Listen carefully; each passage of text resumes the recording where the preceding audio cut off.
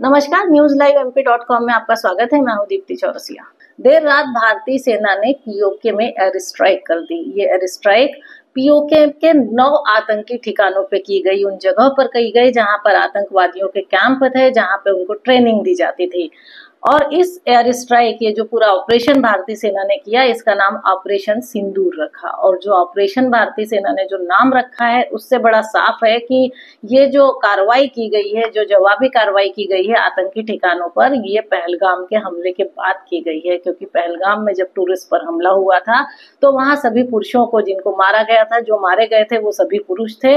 और कुछ चश्मदीद गवाहों के इस तरह के भी स्टेटमेंट आए थे कि जब हमने कहा कि हमारे पति को मार दिया तो हमें मार दे, तो आतंकवादियों ने उनसे कहा था कि हम आपको नहीं मारेंगे, जाकर मोदी को बताइए। तो अब सेना ने जवाबी कार्रवाई करी है, आतंकी ठिकानों पर हमला किया है। 9 आतंकी ठिकानों पर जो है देर रात हमला हुआ है और सेना ने इस ऑपरेशन का नाम ऑपरेशन सिंदूर रखा है। पूरे ऑपरेशन के बाद सेना ने प्रेस कॉन्फ्रेंस करी। सेना ने जो प्रेस कॉन्फ्रेंस करी उसमें ऑपरेशन से जुड़े डिटेल उन्होंने बताए। हालांकि जो ऑपरेशन है उसका वीडियो सोशल मीडिया पे तेजी से वायरल हो रहा है। और सेना ने ये बताया कि ऑपरेशन सिंदूर में 90 आतंकी मारे गए हैं और इन आतंकियों की संख्या जो है बढ़ भी सकती है। और सबसे बड़ी बात यह है कि देर रात तक प्रधानमंत्री नरेंद्र मोदी इस पूरे ऑपरेशन की मॉनिटरिंग करते रहे, देर रात इस ऑपरेशन को देखते रहे।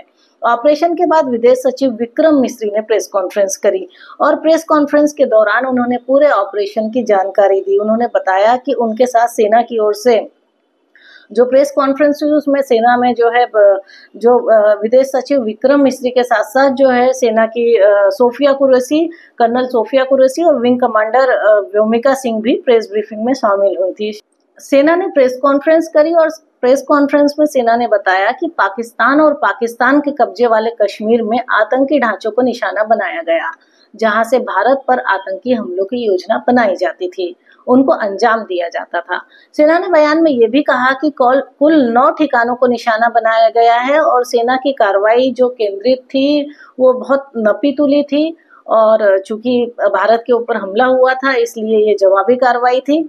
और जो है किसी भी पाकिस्तानी, सेना ने इस बात को बड़ा साफ किया कि किसी भी पाकिस्तानी सैन्य ठिकानों पर जो है किसी तरह का उनको निशाना नहीं बनाया गया है, न ही किसी सिविलियंस को इसका निशाना बनाया गया है। जो है सेना ने बताया कि इन 9 आतंकी ठिकानों को उन्होंने निशाना बनाया है और ये वो जगह थी जहां पर आतंकी की ट्रेनिंग दी जाती थी और यहीं से भारत पर हमले की योजना बनाई जाती थी।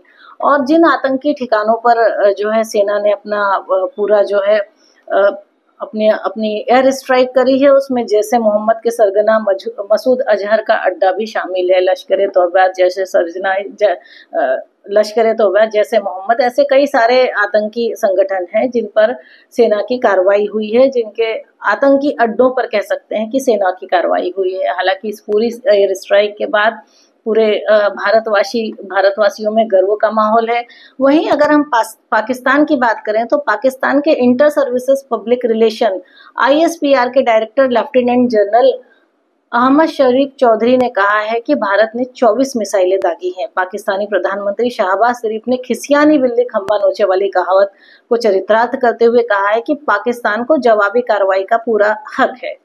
शहबाज शरीफ ने सोशल मीडिया साइट X पर लिखा कि दुश्मन ने पाकिस्तान की 5 जगहों पर कायराना हमले किए हैं। उन्होंने भारत के इस हमले को एक्ट ऑफ वार बताया। मतलब अगर हम पाकिस्तान की बात करें तो जिस तरीके से पाकिस्तान की तरफ से रिएक्शन आ रही है, पाकिस्तान भारत पे जवाबी कार्रवाई कर सकता है।